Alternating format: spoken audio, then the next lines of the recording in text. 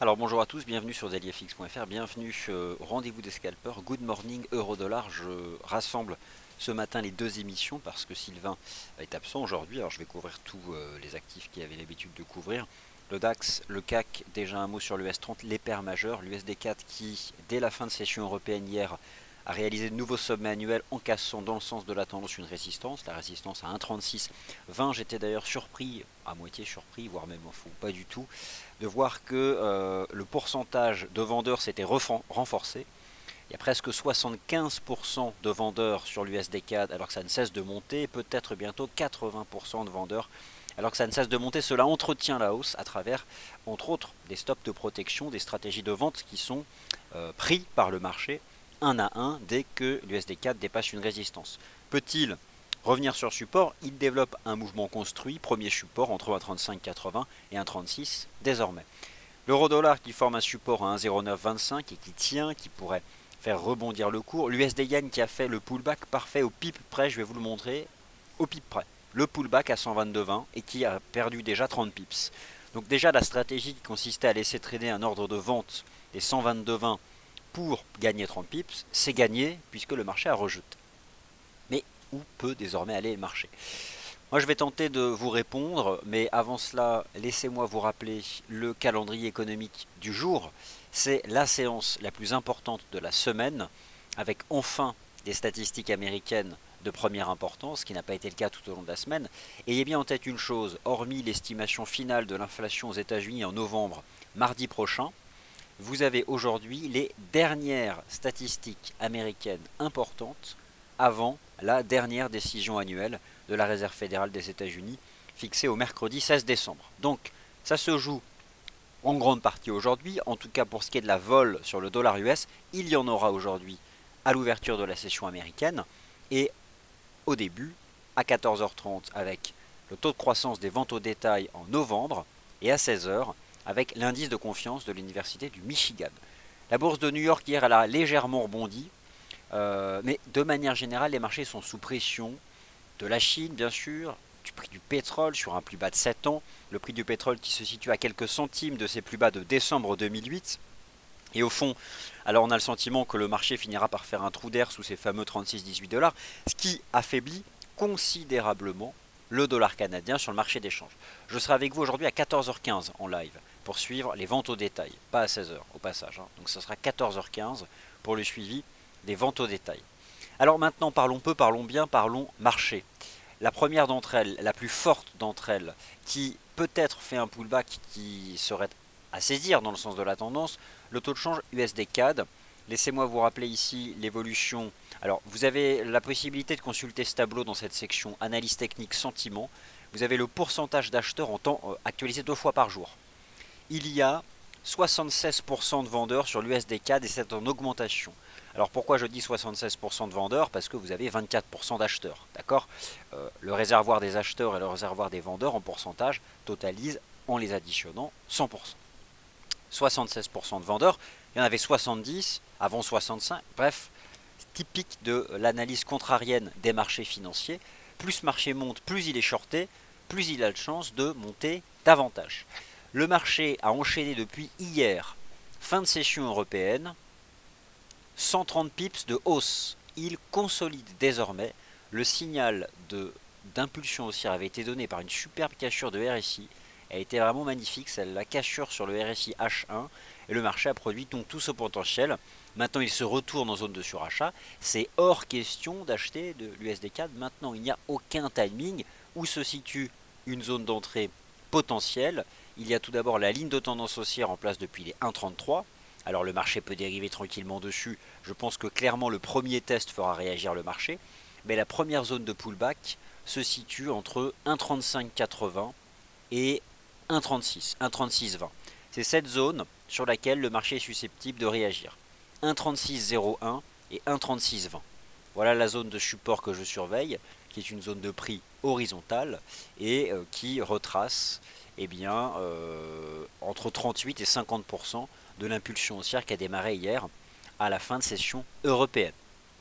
Ce matin, c'est le dollar américain qui consolide. Comment profiter de la consolidation du dollar US? Laissez-moi vous montrer ce graphique de l'US dollar index de FXCM. Le marché hier a monté en se ressaisissant au-dessus des 12 050 points. Il évolue dans un canal de reprise. J'ai une cassure de ligne de tendance sur le RSI. Je crains que l'US dollar index casse par le bas ce canal. En tout cas, il devrait revenir dans la partie basse, vers 12 070, avant la publication des ventes au détail.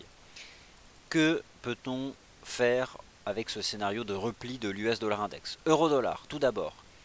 Nouveau pivot, le premier c'était en début de semaine 1,08 $ avec l'effet BCE.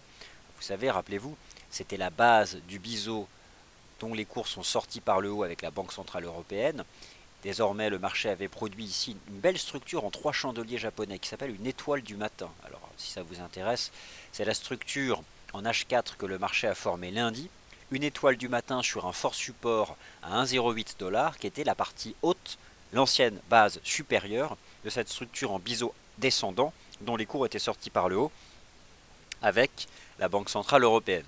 Étoile du matin en début de semaine, impulsion, on était sorti par le haut d'un canal baissier le 8 décembre, le marché a rejoint 1,1043 et forme désormais un support décisif à 1,0925. Je suis gêné par le fait que il y a ici en l'état presque ce qui pourrait être une divergence baissière, mais en réalité ce n'est pas une puisqu'on est repassé à la neutralité en attendant. Je vois davantage un range sur le RSI et voire même une haussière cachée ici. Mais je ne l'exagère pas parce que je la force un peu. Dans tous les cas, ce qui est certain, c'est qu'en dépit hier de la hausse du dollar US, notamment face au dollar canadien par exemple, ou face au yen en rebond technique, l'euro-dollar a formé un support à 1,0925. C'est le pivot. On brise 1,0925, on retombe à 1,08. Ce sera clairement le signal de vente pour 1,08. On voit bien que c'est une zone pivot, on essaye de défendre avec un peu de mal hier les 1,0940 qui étaient les plus hauts de la Banque Centrale Européenne. Le marché a finalement formé un support que vous pouvez voir ici plus précisément en données H1 propre. On casse quand même cette ligne de résistance baissière. Voilà, celle qui couvrait les cours comme ça, on l'a cassée. Donc en l'état, lorsque je vois ça, moi j'ai tendance à dire que ça peut remonter au-dessus des 1,0925. En tout cas, ce scénario de rebond de l'euro-dollar a été complètement invalidé en cas de cassure des 1,0925. Donc j'ai plutôt un biais de rebond au-dessus des 1,0925 puisque je vois que le marché a formé un support, a cassé cette ligne de tendance. Donc ça peut bien remonter un peu l'euro-dollar et avec un USD4 qui reviendrait tester les 1,36, 1,3620. Par contre, je pense que sur 1,36, 1,3620, le taux USD4 peut à nouveau réagir favorablement. Perfection du pullback, comme quoi ça arrive, même aux paires de devises les plus suivies. Le taux USD-Yen qui a évolué dans un range pendant 5 semaines entre 122,20 et 123,60, 123,75, qui en est sorti par le bas et qui a donc effectué son pullback. Vous aviez donc ici la résistance à 122,20. Ça c'est vrai que depuis que l'USDN est sorti par le bas de ce range, c'est plutôt un facteur aversion au risque qui exerce une pression sur les marchés actions. Et c'est vrai qu'à terme on pourrait se replier jusqu'à carrément cette ligne de tendance ici sur le taux USD-Yen. Maintenant je zoome en H1. On a fait à exactement 4 heures du matin 122,22 et le pullback c'était 122,22. Donc voilà, juste j'ai découvert ça puisque mécaniquement je dormais à 4 heures du matin, forcément. Mais j'ai constaté qu'on avait fait le pullback parfait. Ça arrive souvent sur les paires en yen puisque y a du volume sur le yen japonais en session asiatique. 4 heures du matin, c'est en plein cœur de la session de marché japonaise. Alors maintenant, deux possibilités s'offrent à nous pour l'USD Yen. Soit on casse directement les 121,86. On retombe dans le bas de canal à 121,50. Je pense qu'on en sortira par le bas pour revenir chercher 121,10. Autre possibilité, on tient 121,86, on remonte chercher 122,20 et là on aurait un scénario de double top parce qu'on a cette ligne de tendance en fait qui n'a pas été réellement rejointe. Alors j'hésite, soit on rebondit, on va faire un double top et ensuite on casse, soit on casse direct. Pour l'instant j'ai pas la réponse. On peut aussi surveiller ce canal de reprise sur le RSI H1 pour l'instant qui guide les cours. Lorsque le RSI H1 qui représente le momentum du marché aura quitté ce canal par le bas, Là, on pourra trancher entre le scénario soit du double top intraday à 122,20, soit de la cassure immédiate des 121,86. Alors voilà donc les niveaux que je surveille. Résistance 122,20 USD Yen, je surveille la cassure des 121,86. Formation d'un support euro-dollar à 1,0926. Bon, hier j'étais baissier pour viser 1,0940. Bon bah là, au-dessus d'un 1,0925, je ne peux pas être baissier. Donc forcément, je ne peux qu'être haussier au-dessus des 1,0925. C'est le support pour gérer son risque. Il y a un risque de 25 pips, on casse 1,0925, c'est terminé. Et on retombera à 1,08. Et certains peut-être vont vouloir shorter à la cassure des 1,0925. En tout cas, pour gérer son risque, c'est un niveau de support qui tient. Le GBP USD hier, alors quelle difficulté de l'appréhender, mais au fond rien n'a changé. Vous avez ici la décision de la Banque d'Angleterre qui a confirmé l'existence d'une forte résistance sur le GBP USD sous les 1,5190 $. Et on reste en dessous. Il y avait un range entre 1,5154 et 1,5182. On en sort par le bas avec la Banque d'Angleterre. On revient chercher le haut. On en ressort par le bas. Là, on peut avoir le sentiment que ça agit aussi comme un niveau de résistance. Mais honnêtement, c'est tellement neutre que je pense que c'est pas un bon point de vente. Je serais même pas surpris qu'on remonte encore à 1,5180. Donc, je suis neutre sur le GBP USD. Mais mieux vaut éviter, il est fort, de le vendre. Le seul point de vente technique fort, c'est entre 1,5180 et 1,5196. Là, franchement, même le sentiment que ça pourrait vouloir remonter vers 1,5182. Donc le SD4, je surveille le pullback vers 1,36, 1,3622. USD Yen, je viens de vous exposer mes deux scénarios. Euro-dollar, je vais donc être haussier au-dessus des 1,0925. Maintenant, le taux de change AUD USD se reprend sur le court terme. Hier, il a cassé les 0,7280. Là, je pense qu'on remonte vers 0,7280. Qu'est-ce que vous voulez faire dans la pire des structures chartistes, la formation élargie? Je vous rappelle, je prends un peu de recul sur la UD-USD, on a ce vaste triangle, et dans la partie haute, le marché construit une structure en porte-voie. Il y a aussi cette ligne de tendance haussière chartiste ici qui soutient les cours.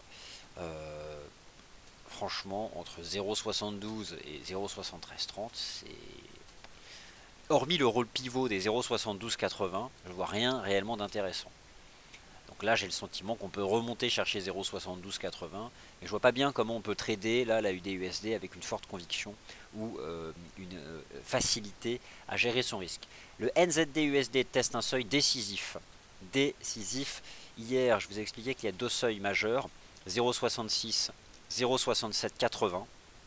Alors qu'est-ce qu'on fait?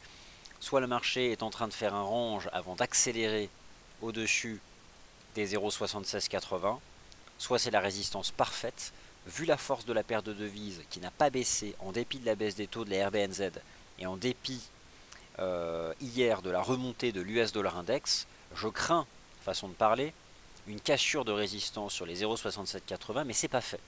Par contre, c'est vraiment le signal à attendre. Il y a deux possibilités. Vous estimez que c'est une forte résistance, elle se vend, parce que le risque financier est limpide, c'est au-dessus de 0,66 $. Mais vu le momentum du marché, vu la force actuelle de la paire de devises, je ne m'y risquerai pas. Donc, mon sentiment, c'est de surveiller le niveau. On aura éventuellement un signal de rejet définitif en cassure des 0,7620, 67,20. Et franchement, là-dedans, on est dans un mouchoir de poche, une compression. Et je me méfie, notamment depuis la réaction du 9 décembre, des ventes. J'ai plutôt le sentiment qu'on finira par casser la résistance en dépassant les 0,6780. J'anticiperai pas la cassure de la résistance, mais attention, si le dollar US devait baisser, l'euro-dollar tiendrait les 1,0925, le NZD-USD franchirait les 0,6780 et l'USD-Yen finirait par casser les 121,86 pour revenir dans le bas de son canal après avoir effectué un pullback parfait ici sous les 122,20. L'Eurostoxx 50, le DAX, le CAC, les marchés actions sont sous pression. Et de manière générale, du fait des corrélations, vous connaissez la corrélation positive entre l'USD Yen et les marchés actions. Mon sentiment, c'est que tant que l'USD Yen se maintient sous les 122,20, eh bien, les marchés actions restent, en tout cas pour les grands indices boursiers européens, dans un processus correctif qui a démarré le jour de la Banque Centrale Européenne, peuvent le rester, tant l'incertitude est forte sur ce que, d'une part, va faire la Fed, et d'autre part, ce qu'il se passerait si la Fed montait ses taux.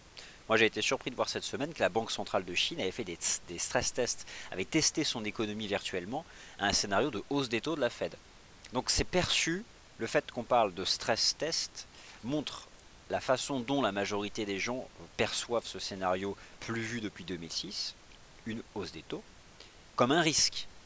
Surtout que, à l'époque, lorsque la Fed montait ses taux, le pétrole s'envolait, 100, 150 dollars, 180 dollars.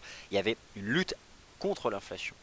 Étant donné qu'on est sur un plus bas de 7 ans et que le pétrole pourrait casser ses plus bas de 2008, vous comprenez pourquoi le marché se demande, mais c'est un risque de monter les taux, alors que les prix chutent. Le DAX, pour parler peu et bien, range trading, neutralisation totale, aucune phase de tendance, hyper piégeux depuis le début de la semaine. Qu'est-ce que c'est compliqué sur le DAX? Le marché ne veut plus rien faire après être revenu sur des supports importants. Les fameux 10 500 points du DAX. Je ne sais pas comment vous vous en êtes sorti avec vos comptes de trading réels, mais quelle situation compliquée. J'observe, comme tout le monde, comme bon chartiste, le niveau des 10 500 points, le 8 septembre, l'accélération du 22 octobre, la mèche basse du 16 novembre, la réaction le 9 sur le support, et depuis, plus rien. Range trading, 10 554, 10 664. Voilà les bornes aujourd'hui du DAX. Donc 10 554, c'est un support. Un support, ça peut s'acheter avec un stop juste en dessous. 10 664, c'est une résistance. Si vous n'aimez pas les ranges trading, parce que vous vous dites qu'à un moment ou à un autre ça cesse et qu'on casse une des bornes, ce qui est vrai, mais jusqu'à preuve du contraire, on y reste, tant que le signal n'est pas donné, vous attendez qu'on en sorte. Les lignes de tendance ici qui guidaient le marché depuis le 7 décembre, elles ont été cassées, ça n'a rien fait. On a tenté, il n'y a pas eu d'accélération hier. Voilà dans quoi est le DAX. 10 554, 10 664, un range de 110 points, et c'est tout. Et tout ce qu'il y a sur le DAX. On brise 10 554, on retombe à 10 500. On tient 10 554, on remonte vers le haut du range à 10 660, etc., etc. Alors pour l'instant, on voit que l'USD Yen tient les 121,86. Ça peut correspondre à une tenue des 10 554. En même temps, lorsque je vois l'euro dollar entamer un rebond au-dessus des 1,0925, du fait des corrélations, le support à 10 554 sur le DAX, je m'en méfie. C'est hyper compliqué. Gardez en tête que le guide, c'est l'Eurostoxx 50. Tant qu'il reste sous 3292, 3300 points, il n'y a plus de perspective positive pour les actions européennes. Regardez, c'est ce fort niveau qu'a cassé l'Eurostoxx 50 et on est en dessous. Donc, au fond, excluez peut-être les stratégies d'achat tant que l'Eurostoxx 50 se maintient sous les 3292 points. C'est probablement de cette façon-là qu'il faut se comporter. Donc, possibilité de voir le DAX casser le support à 10 554. Si c'est le cas, on reviendra à 10 500 et ça va dans le sens d'un scénario de rebond de l'euro-dollar au-dessus des 1,0925. Voilà pour tout ce que j'avais à vous dire. Donc je vais vers les questions.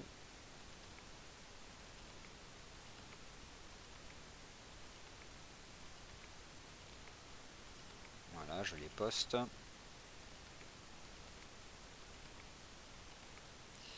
Alors, USD CAD, aura-t-on un jour un pullback à 1,3470? Un jour, oui, mais forcément pas à court terme. On l'aura le jour où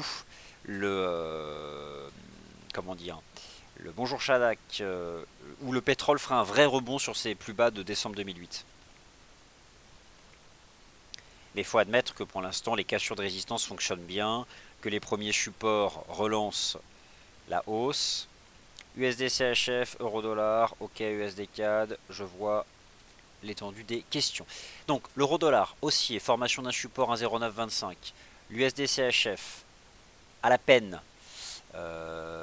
sous pression, n'ayant pas accéléré au-dessus de ce niveau, risque de baisse sous les 0,99, mais pas d'excès de volatilité ce matin.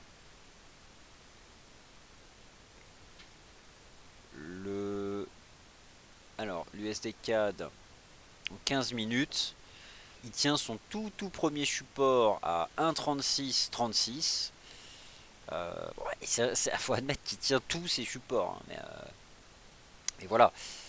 Ça c'est le mouvement d'hier. On est sorti par le lot de cette espèce de triangle qui ressemble à rien ou d'orange entre 1,35 et 1,36. Mais honnêtement, je pense que voilà, un bon retour sur du 1,36, 1,36,15 serait le pullback parfait. Et puis vous savez le principe du premier test, la ligne de tendance en place depuis le 4 décembre, 2 points, elle existe. La première touchette sur cette ligne de tendance depuis le 4 décembre, elle va relancer le mouvement. C'est celle-là qu'il faut attendre maintenant. Parce que le pullback sur un 34,56 me paraît illusoire à court terme. Donc cette ligne de tendance depuis le 4 décembre, on peut dériver à plat. Première touchette, ça relancera, je pense. Vu la force du mouvement, vu le consensus vendeur chez les traders particuliers.